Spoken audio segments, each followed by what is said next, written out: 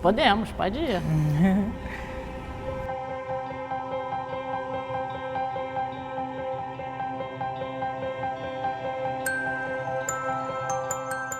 Eu acho que o tema sobre feminismo interseccional, feminismo negro, para mim ainda é recente, algo que precisa ser aprofundado, né? O lugar de favelado, eu costumo dizer muito isso, né? Enfim, de moradora, ter origem, vivenciando a favela, sempre teve colocado na minha vivência. Aí depois o lugar da mulher que foi mãe adolescente, né? Hoje mãe de adolescente, lugar da mulher negra, à medida que na passagem da adolescência eu vou entendendo os estereótipos que estão colocados, as violências, principalmente subjetivas que estão colocadas, ao longo da vida isso vai fazendo algum tipo de síntese no que a gente chama hoje da compreensão que é isso, ainda precisa de aprofundamento de um feminismo interseccional. A necessidade de compreender que o lugar de favelada, né, o lugar daquela moradora da Maré, tinha ali uma interseção, estava conjunto com a mulher e com essa mulher, uma mulher negra. Para a gente ter uma ideia, no meu período do pré-vestibular comunitário, que me faz entrar na universidade, quando eu estou discutindo ainda as datas, as agendas, as possibilidades de redação, é que eu vou entendendo o lugar diferenciado do 20 de novembro para o 13 de maio. Assim. E aí, nesse sentido, aquela menina que já se identificava favelada e que estava buscando um lugar na universidade entende que a condição da nordestina, a condição da mulher negra, estava conjunto com aquela condição de favelada. Assim, começou a fazer sentido. Aí, enfim, depois, na universidade, e eu vou te dizer, Antônia e Jamila, aqui, digamos, de uns 5 anos para cá, que esse debate mais da racialidade, da racialização da vida, né? Acho que principalmente por um tema mais simbólico, né? O cabelo, o estar, a não objetificação do corpo, ocupar um lugar e chegar sendo mulher negra favelada é entender o quanto que esse feminismo é interseccional, ainda precisa ser aprofundado, mas ele não chega todo de uma vez não, ele vai assim aos pouquinhos e acho que ainda precisa mais ser aprofundado. A gente está falando da Angela Davis, além das leituras, de entendendo mulheres que já estavam fazendo essa reflexão décadas anteriores, assim, para entender que tem uma vivência particular, né? Uma vivência concreta, digamos, individual, mas ela é coletiva à medida que tem tantas outras mulheres que vivem essas suas especificidades. Assim como tem as mulheres negras trans, assim como a gente tem outras mulheres lésbicas que se identificam com o debate da negritude, mas não com o debate de classe, enfim, as interseccionalidades, a compreensão daí, digamos, aos poucos, assim, num processo que eu acho que ainda precisa aprofundar um pouco mais.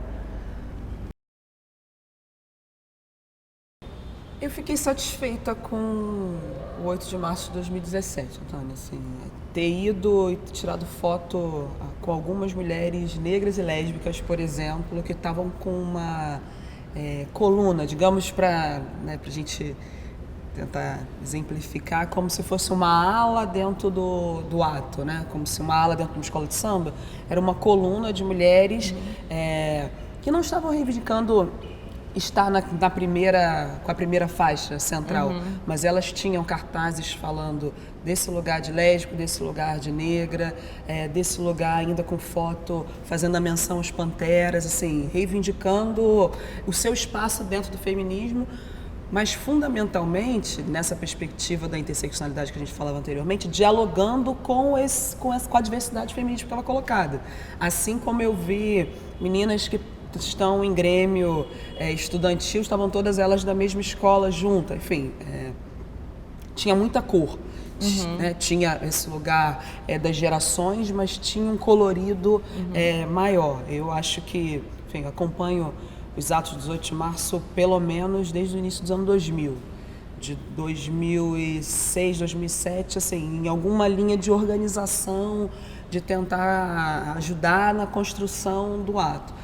E, enfim, no Rio de Janeiro a gente sempre conseguiu construir atos unitários, mas nem sempre representativo de todas as forças, desse lugar de que vem mulheres de pré-vestibular. A gente já veio com um grupo de pré-vestibular comunitário, ou seja, mulheres de periferia, mulheres faveladas, para participar do ato do 8 de março. E isso veio crescendo. Então, acho que ainda tem, né, um lugar, digamos que a gente, para o conjunto da sociedade, o 8 de março ainda significa talvez um dia de comemoração, um dia de rosa e menos um dia de luta, de reflexão, de aprofundamento das questões que tocam a vida das mulheres, aí principalmente as mulheres vivendo na cidade, mas acho que a gente vem num ascenso, vem num crescente que consegue possibilitar mais essa diversidade feminina para além de uma foto.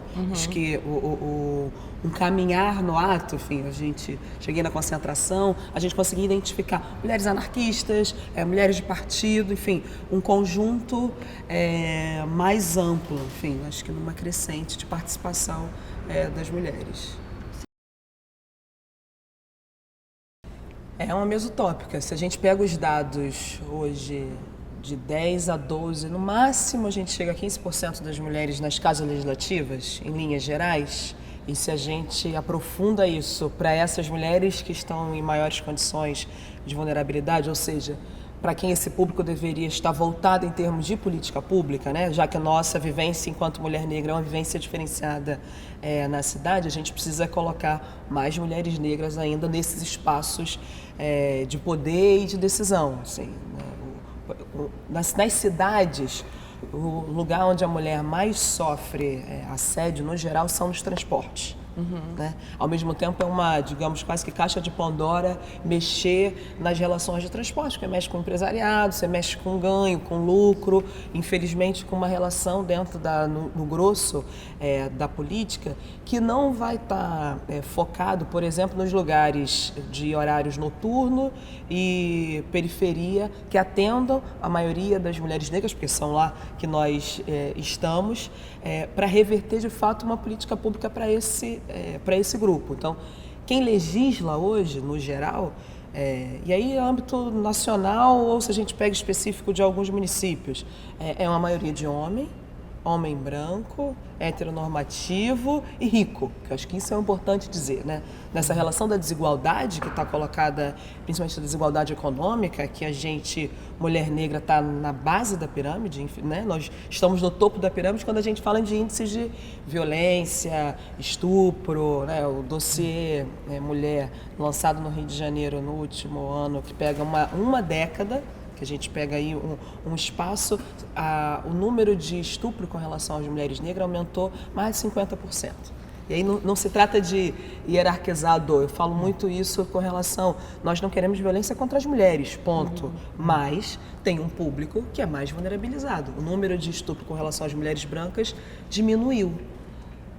O legislador, né? Na verdade, o que a gente precisa é que as legisladoras, que as mulheres estejam no espaço de poder para entender que, a partir da sua vivência, porque certamente já passaram por isso, o passar num lugar escuro, o não ter o transporte adequado noturno, seja do trabalho, da balada ou da escola, vulnerabiliza mais nós mulheres. E tem um perfil, infelizmente, enfim. Historicamente, as mulheres negras são colocadas como as mulheres quentes ou como as mulheres que são boas por causa do corpo, e isso reproduz, objetifica, cria um imaginário social e amplia o lugar de tomada do corpo, tentativa de tomada do corpo da mulher, né? Não é só isso que explica, mas isso também reforça como nós estamos vulneráveis. Então, se tem um dado apresentado que nós estamos mais vulneráveis, precisa ter política pública voltada para essas mulheres. O primeiro desafio nós somos 6 vereadoras num ambiente de 51. Das 6, só somos 2 mulheres negras.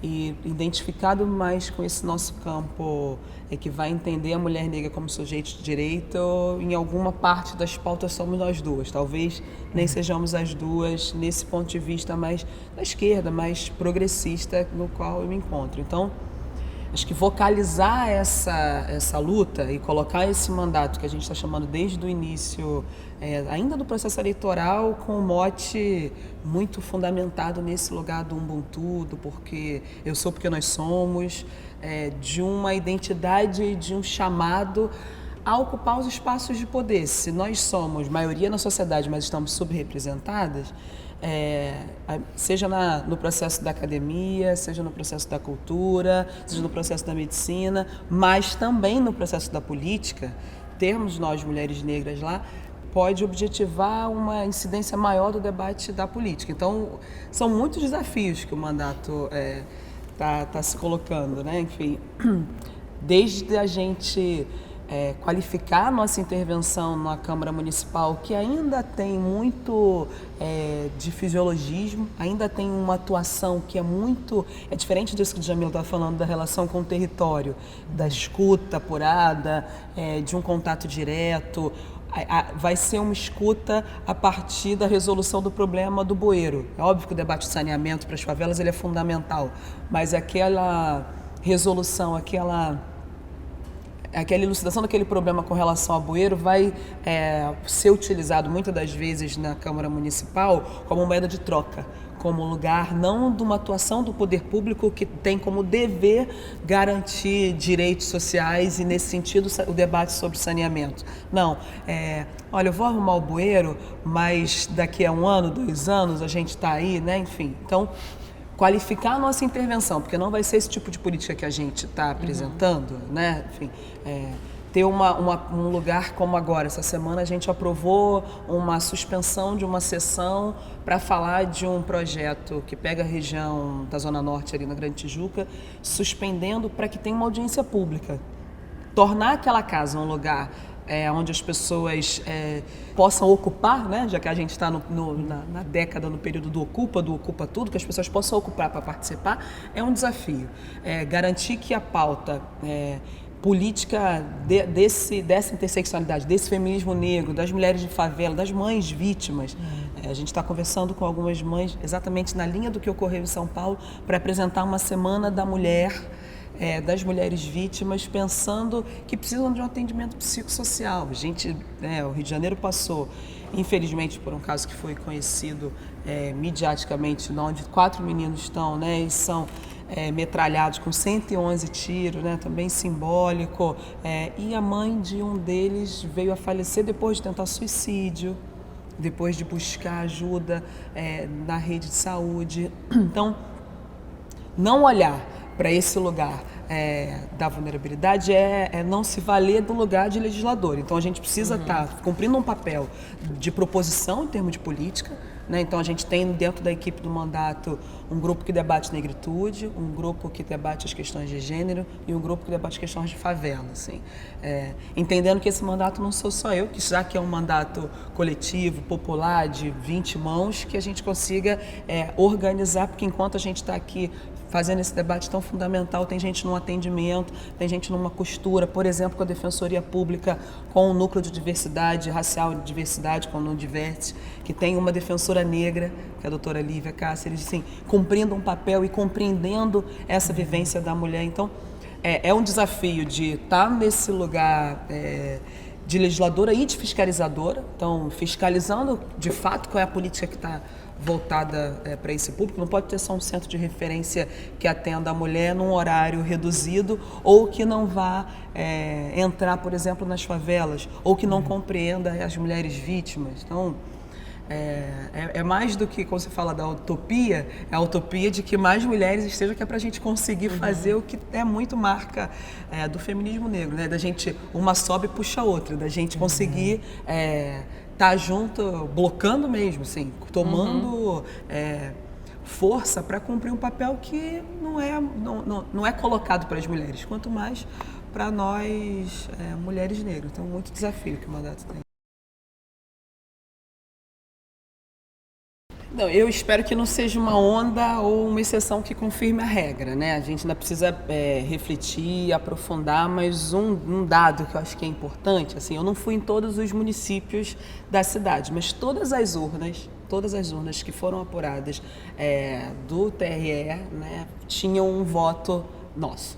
Então, isso explica uma onda, uma construção coletiva que tinha uma pauta clara, objetiva em todos os materiais que nós construímos, né? Em todos os comícios domésticos, em toda a fala, com uma identidade objetiva da mulher negra e da mulher favelada. Essa era toda a nossa política, desde da logo, que era, né, um meio de uma foto, mas de uma mulher com o cabelo crespo, até toda a nossa construção. Então, uma onda não significa dizer que ela cresce e que ela vai, né? Mas que ela pode trazer outras e revirar o mar. Então, tentando fazer essa alusão nesse sentido e trazendo muito isso para o dia a dia, sabe, Antônio? De uma sobe e puxa a outra. A gente tem hoje na equipe 2/3 de mulheres. Assim, nós somos 20 e poucas mulheres dentro dessa equipe. Delas, eu não lembro agora exato, mas acho que quase 10 negras, de uma construção também de mulheres de favela. Então, existe o lugar da representatividade hoje, é uma questão do século XXI que a gente precisa se debruçar, mas não qualquer representatividade. Então, a gente tem feito, pelo mandato, muito debate, muita atividade em escola, assim, né? Eu sou minha origem, né, de pré-vestibular comunitário, sou professora de sociologia, então, debate em pré-vestibular e debate no ensino médio, para conversar com a juventude, é algo que me dá, é muito apaixonante, assim. E à medida que a cada foto, a cada lugar, assim, que claro que a gente tem que ter cuidado com o debate da vaidade, do ego, mas que elas falam, poxa, eu quero ser igual a você, honestamente, assim, né? Eu não sou atriz, eu sou uma mulher que tem uma construção de uma vida pública e de uma vida política antes de estar hoje no legislativo. Então, quando elas almejam, identificam, né? Quando a gente fala assim, olha, aqui comigo o papo é reto. Esse papo reto não é algo que eu aprendi no legislativo, que no geral as coisas são, inclusive, subentendidas. É um papo reto que vem do meu lugar de favelado. Então, né, o objetivo é que não seja mesmo uma onda e que não seja uma exceção, mas que outras mulheres tenham essa força, essa firmeza, essa assertividade de quererem estar nesses espaços de poder. Dentre os 5 mais votados, né, a nossa candidatura que eu fui a primeira, então podia ter sido eleita dentro dos 51, talvez com 6 mil votos. Teve gente que entrou na Câmara com 6 mil votos.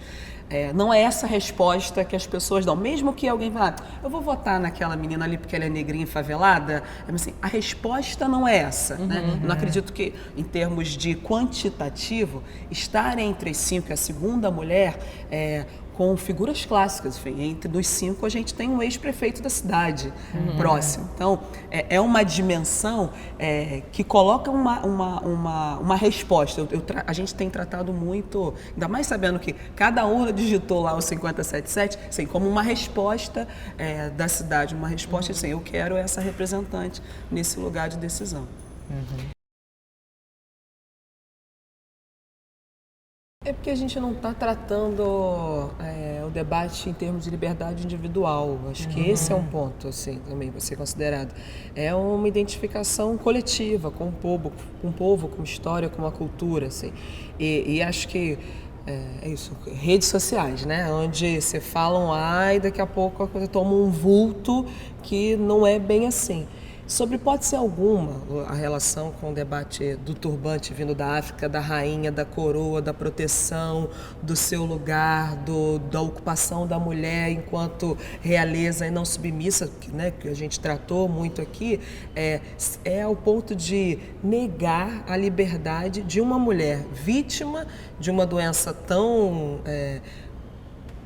difícil de lidar, como a perda do cabelo e um câncer. Agora, o quanto que essa mulher ou essas histórias tentam negar e se apropriar dessa nossa apropriação desse lugar nosso que é legítimo, de realeza, de força, da proteção da cabeça, acho que não há contraditoriedade nesse sentido se a gente trata o respeito, o debate de uma liberdade coletiva, as mulheres que são vítimas. Agora, tratar um ponto individual, depois a mídia se apropriar, depois aquilo virar quem é contra e quem é a favor, grandes empresas, infelizmente, tomando posição e aí desqualificando total o uso desse lugar de proteção, né? Vira um mero acessório, ou como são para algumas religiões de matriz africana, o lugar da guia ou o lugar da corrente, né?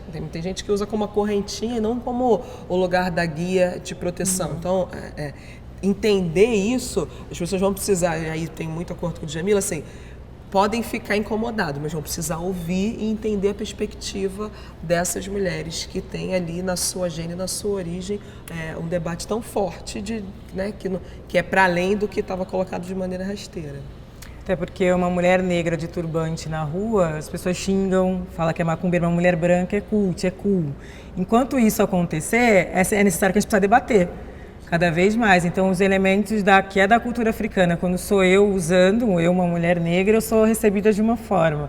Quando é uma mulher branca, ela é recebida de forma totalmente diferente. Então, justamente por isso que o debate precisa ser feito, inclusive, né? E não ficar nessa birra, muitas vezes, de eu vou usar e acabou, quando o debate ele é muito mais profundo do que isso, né? Da guia, como ela falou, eu uso guia.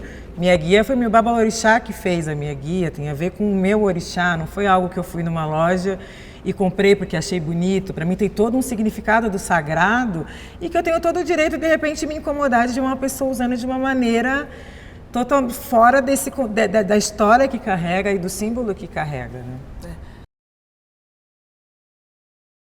A gente apresentou o debate da educação, porque é isso, acesso à educação em vários momentos, né? Então, eu como sou fruto de pré-vestibular, o debate do ensino médio, do transporte para que as pessoas cheguem na escola noturna, mais na educação infantil e mais ainda na primeira infância, com relação ao direito da criança a ter espaços educacionais garantidos, espaços pedagógicos amplos, e ao direito dessa família, que aí, no geral, hoje quem cuida dos filhos, né? A gente fala enquanto família porque tem que disputar que não sejam só as mulheres. Mas hoje, no geral, as famílias, quem cuida dos filhos somos nós, as mulheres, né?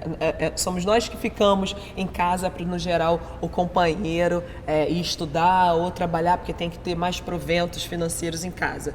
Mudar essa lógica, mudar essa perspectiva, no nosso ponto de vista, é a partir de um debate que tem ali algumas questões polêmicas, mas é que de um ensino infantil noturno. Não é necessariamente uma creche noturna, mas são espaços de educação infantil com profissionais da educação amplo, né?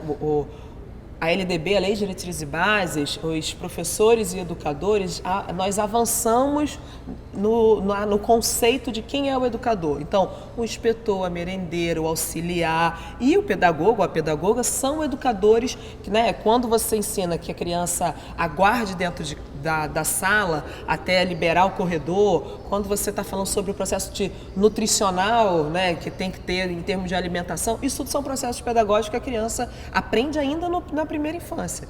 Ter espaços para isso é ter um espaço de garantia do direito da criança, né, e ter a garantia de que essa família não vai deixar com o vizinho, não vai deixar com a irmã mais velha, porque acaba sobrecarregando quem? Geralmente a irmã mais velha ou a avó. Novamente uma reprodução de um lugar dessa mulher que só cuida e não amplia o seu repertório, não amplia os seus horizontes, né, em termos de estudo, em termos de acesso, em termos de horário maior de trabalho para que ela tenha mais autonomia financeira. Então a gente está apresentando um PL que visa ter um horário máximo de 10 horas, ninguém está defendendo que tenha uma madrugada, não é isso, que seja um horário complementar educacional para essas crianças e para essas famílias. Quando a gente buscou apresentar, né, garantir algo que foi feito na campanha e tratar esses espaços infantis noturnos, são para mulheres pobres, e aí no geral são para mulheres negras e são para mulheres faveladas, assim, garantindo um lado do debate da política pública, porque senão vira a resolução do que a Marielle vai fazer, do que a Antônia vai fazer, do que a Djamila vai fazer, e a gente não entra no debate central que a gente tem falado tanto aqui, de uma interseccionalidade que passa por uma resolução coletiva e de alguém que rege, né? Alguém que legisla, de alguém que entende que universalizar ou focalizar vai ser necessário para uma demanda que está colocada, né? Senão o campo das escolas privadas ou do transporte privado, o que acontece quando a gente não tem o acesso à cidade que a Djamila estava falando? Se a gente não tem o transporte coletivo, necessariamente a gente fica preocupado com o dinheiro do táxi, dos outros meios de comunicação, meios de transporte que vão até mais tarde, ou seja, de novo é a resolução individual, né? Ou do debate da segurança, assim, né?